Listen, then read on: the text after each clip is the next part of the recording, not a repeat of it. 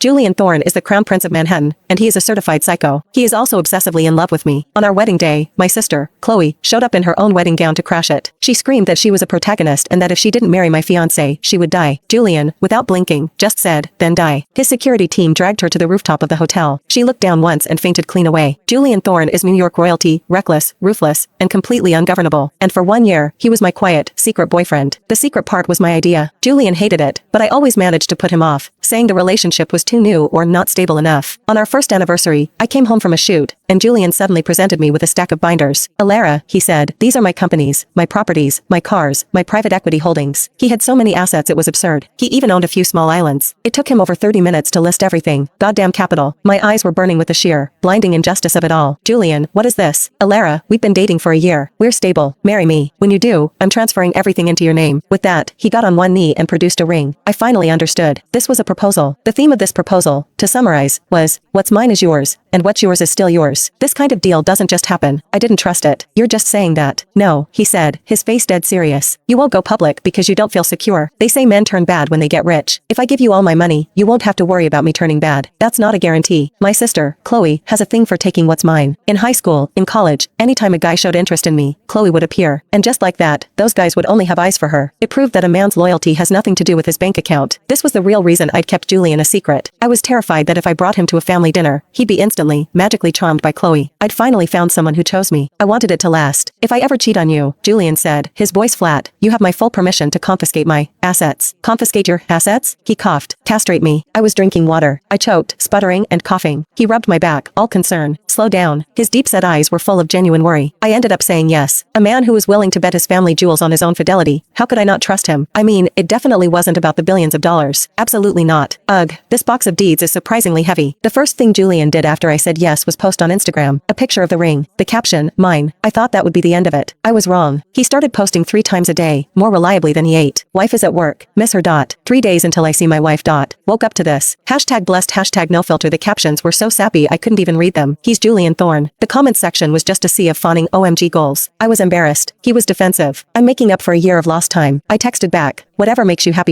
Because of Julian's reputation, everyone in his circle knows not to leak his personal life to the press. So, despite his non-stop posting, not a word of it hit page 6. He didn't stop at Instagram. He gave his entire company a 3-day paid holiday. His employees were ecstatic. The company-wide Slack channel blew up. Thank you, Julian's girlfriend. Julian's girlfriend is a national hero. May Julian and his girlfriend live long and prosper. A happy CEO is a blessing upon us all. When I still hadn't told my family, Julian cornered me. Alara, is it me? Am I not handsome enough? Not rich enough? Or, am I not good enough? As the heir to the Thorne empire, his status was untouchable. His face was better than 90% of the actors I worked with. As for not good enough, I shot him a look and rubbed my lower back. He had the nerve to ask. I just want to tell my family in person, I said, before we make a public announcement. In person? He blinked, and then a slow, dangerous smile spread across his face. You're taking me home? I didn't realize you were this serious about me. He'd misunderstood. I wasn't taking him home to introduce him. I was taking him home to test him. If he, like all the others, took one look at Chloe and was instantly bewitched, then this relationship didn't need to be announced. It needed to be terminated. But if he passed, if he could withstand her, then it was real. The monthly family dinner was on the 15th. We'd just stepped inside the front door when I heard voices from the living room. Chloe, honey, you're saying your sister slept with an investor? And then she had the nerve to steal your role? It was my mother. Chloe's voice was a pathetic little sob. Yes, the director promised me the part. He said it was mine. Then, right before signing, he said a new, massive investor came on board, and that he and Alara were involved. The investor made him give her the part. That was not what happened. The director and writer had approached me from the beginning. They said they'd written the script with me in mind. The day before I was supposed to sign, my sister heard about the film, met with the director, and suddenly, he changed his mind. He told me Chloe just had the right energy. If she was right for the role, I wouldn't have cared. But the character was a cold, cynical detective. My sister has the face of a cartoon chipmunk. Chloe just has this magic. She makes people adore her, makes them want to give her whatever she wants. And the thing she wants most is whatever I have. I should have been used to it, but it still hurt. I'd been in a funk for days. Julian, seeing me upset, found out why. To cheer me up, he invested an obscene amount of money in the film on the non-negotiable condition that I was cast. I learned that day that my sister's magic charm was no match for a 9-figure check. She was furious, so she ran straight to our parents. My mother's voice was sharp. How did I raise such a shameless, disgusting thing? We gave her everything, and she repays us by becoming some investor's whore? And to do it to her own sister. Mom, Dad, don't be mad at her, Chloe said, her voice dripping with fake concern. She's just lost. This industry is so toxic. If you just talk to her, I'm sure she'll see the error of her ways. My father sighed. Chloe, if only your sister were half as decent as you, my mother snarled. I regret the day she was born. Julian's face went dark. His entire posture shifted, radiating a cold fury. I was calm. I'd seen this show 100 times. It was always my fault. I was always the one who had to apologize, to give my things to Chloe. I'd stopped being sad about it years ago. I'd given up on them. Julian started to step forward, and I squeezed his hand. Wait. I needed him to see this. To see my sister for what she really was. Maybe then, he wouldn't fall for her. A moment later, the housekeeper saw us. Oh, Ms. Alara, you're here. My parents hadn't seen Julian, who was slightly hidden by a large plant. My mother stormed over. Alara, you have the nerve to show your face? We don't have a daughter who sells her body. Get out. She pointed a finger at me. But before you go, you will call that director, give the role back to your sister, and apologize. I kept my voice level. I'm not sleeping with anyone. That investor is my boyfriend. And the movie was written for me. Sister, I heard you've been dating for over a year, Chloe said sweetly. If he's really your boyfriend, why haven't you ever brought him home? The director was clearly just making an excuse for you. My mother was even angrier. You ungrateful brat. Chloe is defending you, and you're still lying. You break up with that sugar daddy now, or you are no daughter of mine. Julian had heard enough. He stepped out from behind the plant, his voice like ice. Who, exactly, are you telling her to break up with? She doesn't have a sugar daddy. I'm her boyfriend. Sister, this is your boyfriend? Chloe's eyes locked onto Julian. I saw a flicker in them, a bright, hungry spark. She was interested. Julian Thorne is a big deal. Even my social climbing parents knew who he was. You're Julian Thorne? My father stammered. Julian gave a curt, cold nod. My parents' entire world revolved around climbing a ladder that Julian's family had built. They looked from me to Julian, and their faces instantly melted into grotesque, fawning smiles. My mother grabbed my arm, her grip suddenly affectionate. Alara, darling, why didn't you tell us you were dating someone so wonderful?